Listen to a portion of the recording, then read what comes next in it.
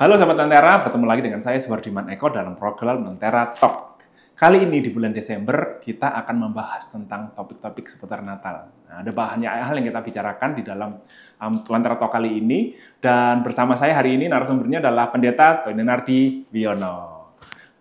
Seorang gembala, pemerhati media, pemerhati generasi, ada banyak hal. Nah, hari-hari ini apa kegiatannya? Iya, terima kasih Pak Suwardiman dari Lentera, ini sebuah kesempatan ya. Kesibukan hari-hari ini pastilah ya, karena sebagai gembala, sebagai hamba Tuhan, sesuatu kalau kaitannya dengan Natal pasti sibuk. Iya, iya. Selain kegiatan di gereja, kami juga sedang mempersiapkan di awal-awal kemarin di bulan Desember itu juga banyak hal yang kami layani terkait dengan anak-anak. Wow. Ya, terkait dengan anak-anak, generasi, persekutuan, begitu ya. Jadi begitu banyak yang harus dikerjakan. Dan tentunya ada satu lagi yang tidak boleh dilupakan oleh setiap gembala ataupun pendeta begitu ya di hari Natal adalah Natal di dalam keluarga. Nah, itu penting gitu. Kadang itu. karena terlalu sibuknya sehingga betul. momen-momen Natal di keluarga itu jadi hilang. Ya. Misalkan tukar kado atau mungkin makan malam Natal gitu ya. Okay. Atau bahkan mungkin libur Natal dimanfaatkan dengan baik. Kami sepakat bahwa keluarga tidak boleh dilupakan. Selain kita juga memperhatikan jemaat, kemudian pelayanan, tapi family is number one. Ya, tapi bicara tentang keluarga, Natal di keluarga, apakah ada budaya yang harus ada di setiap Natal, demi Natal? Budaya ada di keluarga kami ini memberi hadiah Natal. Ya, jadi saya sudah menyiapkan nih hadiah Natal buat istri. Ya, kebetulan anak saya juga pulang dari luar untuk liburan. Nah, dan kami juga sudah menyiapkan perjalanan liburan ya, tentunya sekali berenang 2-3 pulau terlampaui. Betul. Ada pelayanan, terus kemudian kami akan berlibur juga. Ya. Budayanya liburan, makan, hadiah. Oke, nah beberapa tahun, 2 tahun sebelumnya dari Natal itu kan kita selalu ada pembatasan ya kan, ya karena kondisi dan waktu itu kita masa-masa di mana memang kondisi. Ya. Tapi tahun ini kita melihat pemerintah tidak. Di awal bulan mungkin ada pembatasan dari pemerintah, ada arahan. Tapi semakin ke sini kita melihat pemerintah semakin mengizinkan semuanya. Jadi tidak ada lagi batasan. Dulu kan ada di awal Desember itu ada arahan untuk memakai masker ketika Natal. Tapi kami lihat juga semakin ke sini juga tidak ada arahan lagi, tidak ada penebalan arahan itu. Mungkin pertimbangan ekonomi adalah salah satu pertimbangan yang diperhatikan oleh pemerintah, sehingga penekanan itu juga ada sebuah tanda petik ya, artinya tidak terlalu ketat. Betul. Sehingga juga saya melihat begini, kejenuhan. Kejenuhan masyarakat terkait dengan isu-isu, walaupun itu mungkin fakta, tapi bisa saja fakta itu digoreng sedemikian rupa menjadi sebuah isu yang menimbulkan ketakutan. Nah, itulah yang akhirnya masyarakat itu jadi lelah, capek. Kalau memang sakit, ya pakailah masker. Gitu aja. Kalau saya ketika kemarin pergi ke rumah sakit, ya saya pakai masker. Atau ketika di kondisi crowded yang menurut saya itu riskan, ya, dan kondisi tubuh saya tidak fit, saya pakai masker. Gitu saja sebenarnya. Yang lainnya sudah seperti biasa sih. Ibadah juga tidak ada pembatasan jarak, terus kemudian menggunakan masker, kemudian hand sanitizer itu opsional lah. Oke. Dan berbicara Natal, jadi akhir tahun ya kan 2023 tahun.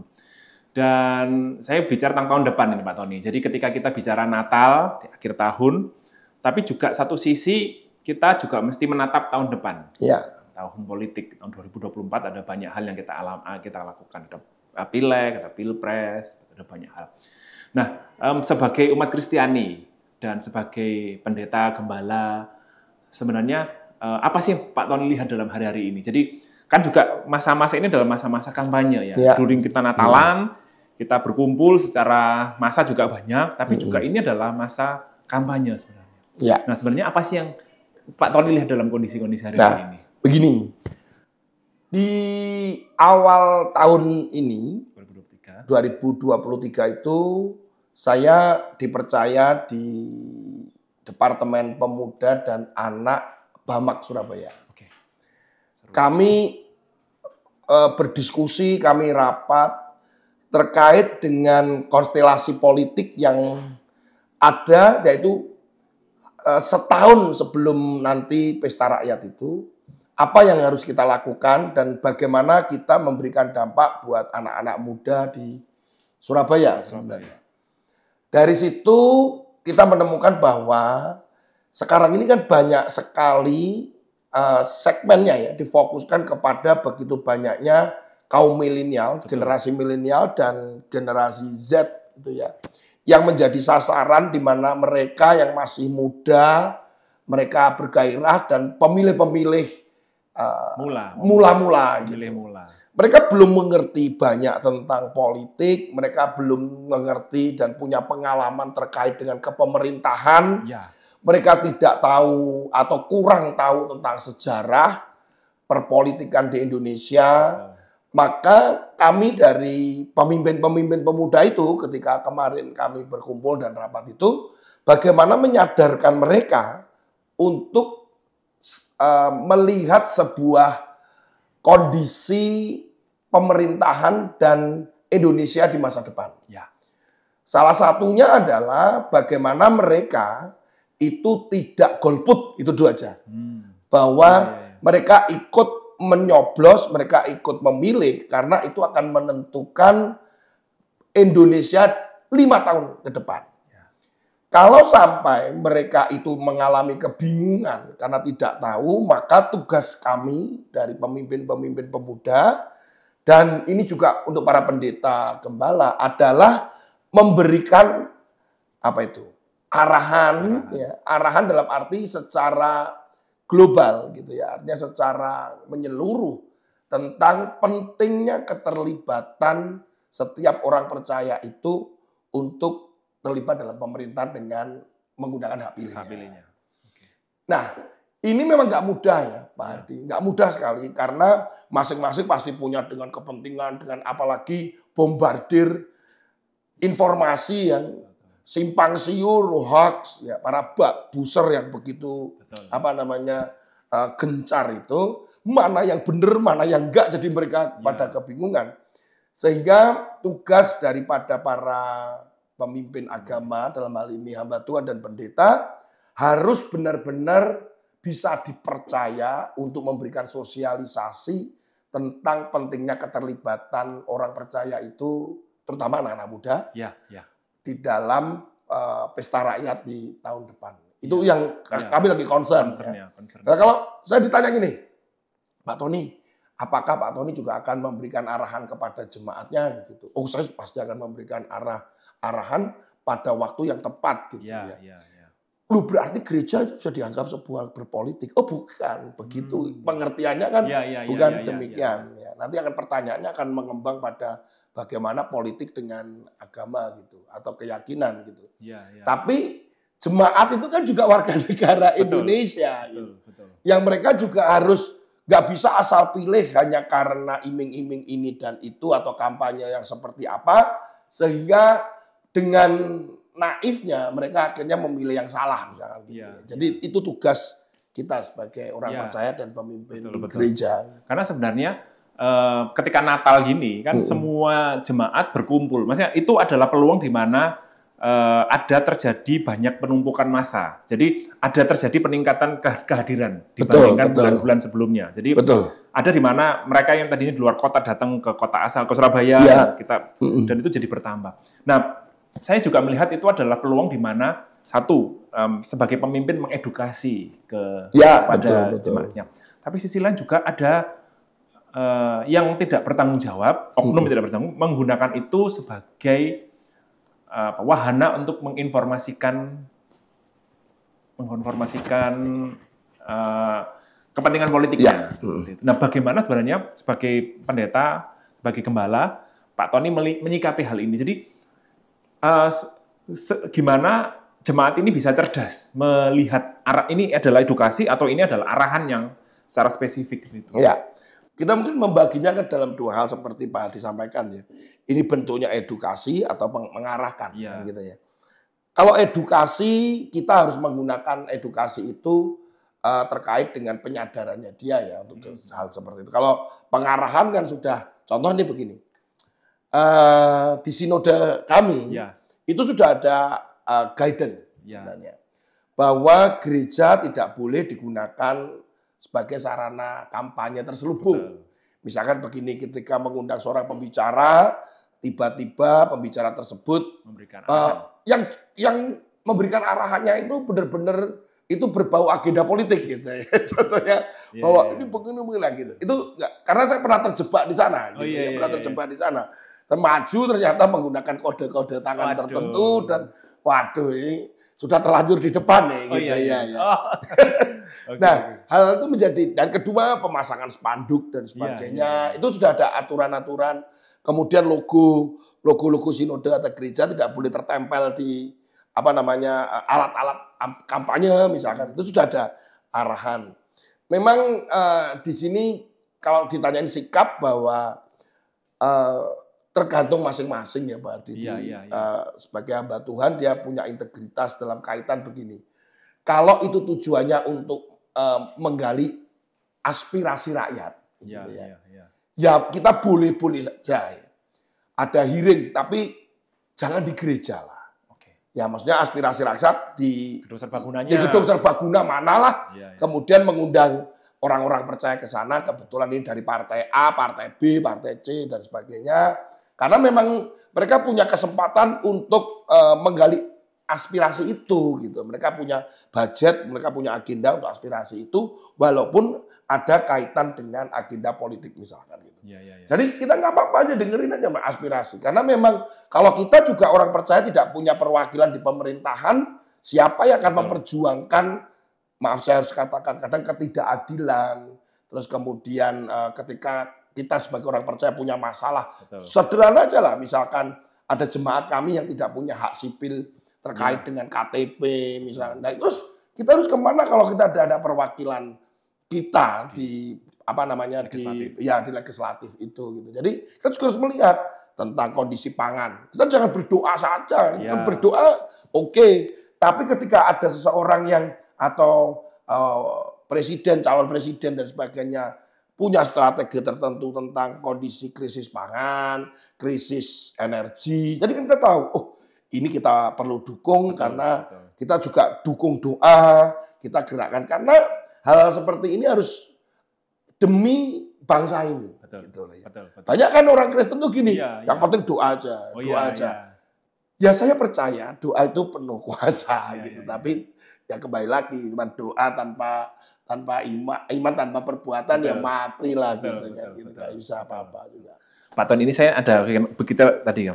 Jadi harus diakui bahwa ada beberapa orang Kristen yang juga maju. Jadi hari ini kita melihat ada beberapa yang mereka memang mencirikan itu atau menunjukkan ciri itu. Pertanyaan sederhana sih ini. Pak Tony pernah nggak dapat kayak titipan gitu loh. Pak Tony, saya dibantu ya. Yang secara spesifik, beliau memang secara spesifik bukan mengatakan Pak Tony ini kan beredar di mana-mana. Medsosnya jalan, kemudian jemaatnya juga. Nah, tolong saya dibantu atau pernah itu minta gitu, Pak? Minta bantuan terhadap saya secara pribadi tidak, tapi secara yayasan. Artinya kami juga ada yayasan, kemudian dia intens mengunjungi, terus memberikan atribut atau perlengkapan kampanyenya, ya memberikan ini dan itulah ya gitu ya.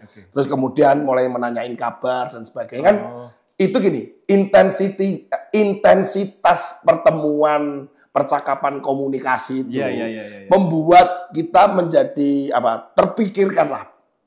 Artinya ketika nanti misalkan waktu coblosan, orang itu tadi karena intens ngobrol, intens walaupun tidak ada maksud, tidak ada. Dan saya sih netral saja gitu ya. Tapi karena intensitas itu membuat kita jadi ingat gitu kan. Sebuah merek aja bisa ingat. Gitu. Iya sih, iya. Tapi untuk titipan tidak, karena mungkin karena salah satunya karena saya lebih banyak bergerak di anak-anak sih, Pak Hadi. Lebih banyak bergerak di anak-anak. Jadi begini, anak-anak kan yang tidak milih kan, gitu ya. Tapi kalau event acara bisa saja beberapa orang bisa memanfaatkan itu untuk sebuah acara, biasanya minta dukungan dan sebagainya. Minta endorsement. Tapi kalau dalam secara ini kami pernah di dalam sebuah pertemuan gitu ya, para hamba-hamba Tuhan, ya ada celetukan-celetukan nakal. Dukung dia dong gitu ya. Atau di mana nanti aspirasi kita sebagai orang percaya nggak kita dukung dia. Nah, sementara di forum itu bukan hanya dia, ada beberapa gitu ya. Iya sih. Dan saya melihat boleh nggak sih sebenarnya ketika seorang hamba Tuhan itu masuk di dalam dunia politik, dalam arti adalah sebagai legislatif. Oh gitu iya. Saya sudah ketemu dengan beberapa hamba Tuhan di kemarin itu, saya di Kalimantan ya, kemudian ke Kalimantan. Ternyata ada beberapa sinode yang sengaja mengutus. Jadi sinode itu mengutus untuk daerah-daerah ini, dia utus si A, si B, si C, untuk utus. Jadi memang dia pendeta yang diutus untuk terlibat secara politik di legislatif, gitu. Jadi memang ada.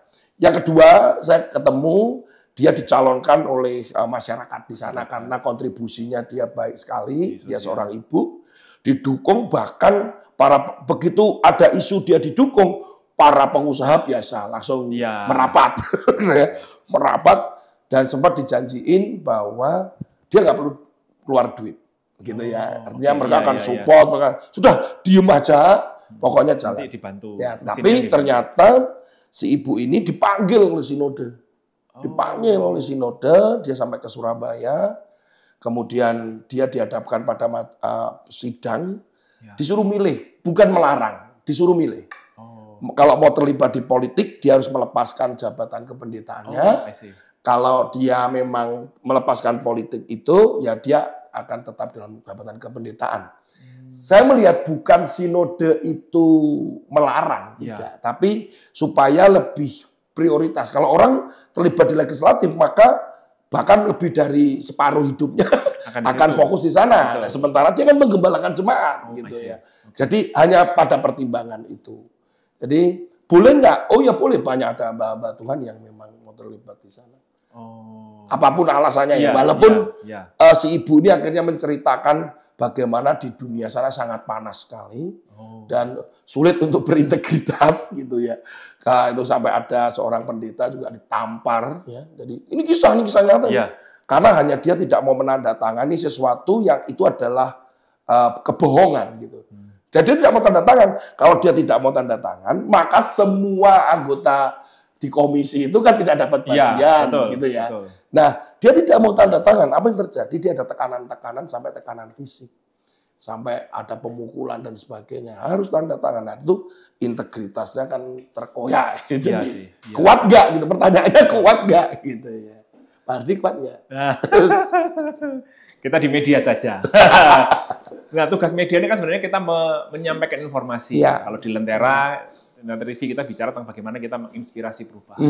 Jadi bagaimana konten-kontennya kita berbicara tentang memberikan edukasi. Edukasi. Nah itu jadi biarlah kita tetap di media aja. Oke, kita balik ke Natal. Jadi ini adalah masa di mana semua orang berkumpul, kan? Keluarga berkumpul, gereja juga pasti sibuk, Bapak juga sibuk. Nah, bagaimana sih kita bisa mengelola di antara semua kesibukan?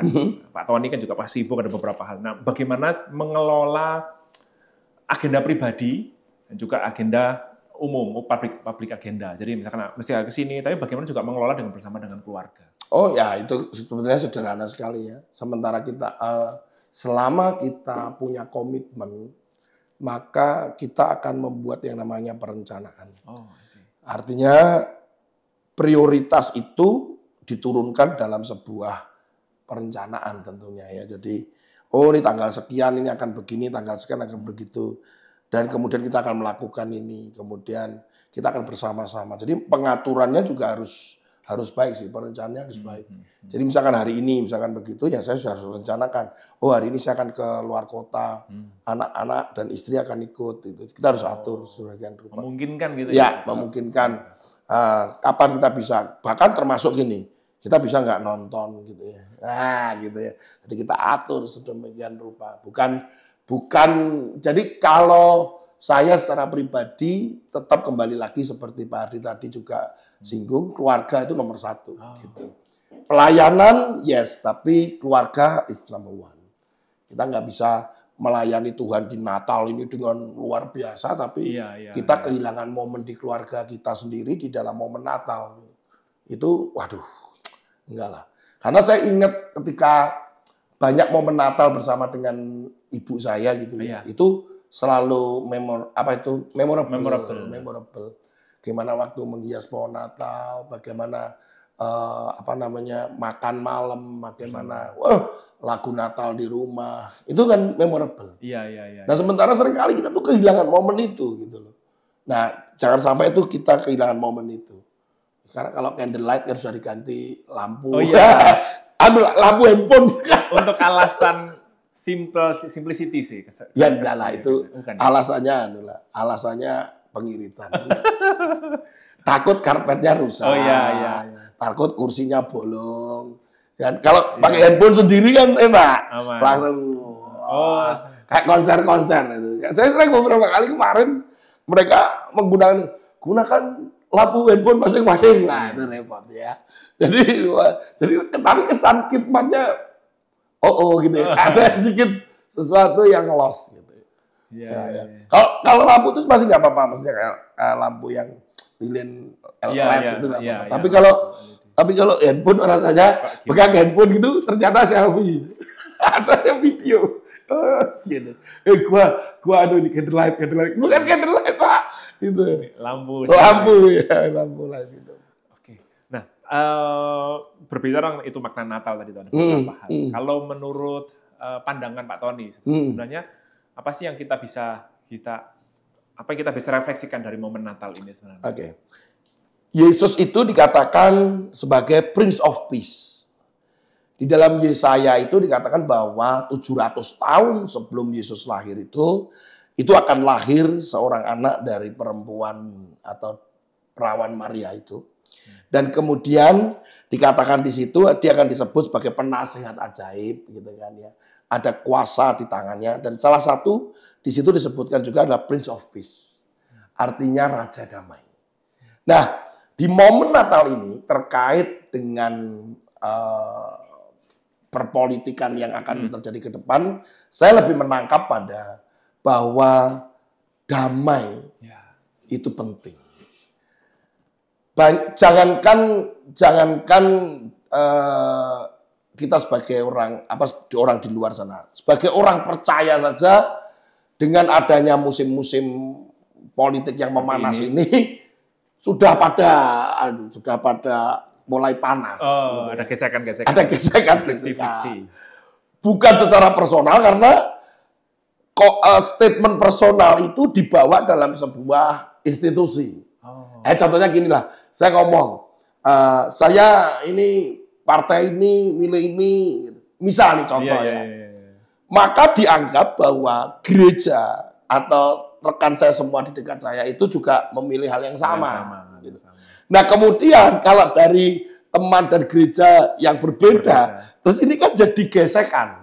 Setiap ketemu bisa jadi kamu nggak usah macam-macam gitu. Jadi panas, suasananya ini panas ya. Lebih panas dari pandemik ini kayaknya. Nah, jadi bagaimana Natal itu membawa damai? Karena Yesus itu datang juga membawa damai. Bahwa dia disebut Prince of Peace. Artinya begini, dia menjadi perantara antara kedua belah pihak. Yang namanya pendamai itu kan menjadi perantara di antara kedua belah pihak. Standing in the gap. Jadi standing on the gap. Jadi selalu dia ada di antara dua pihak.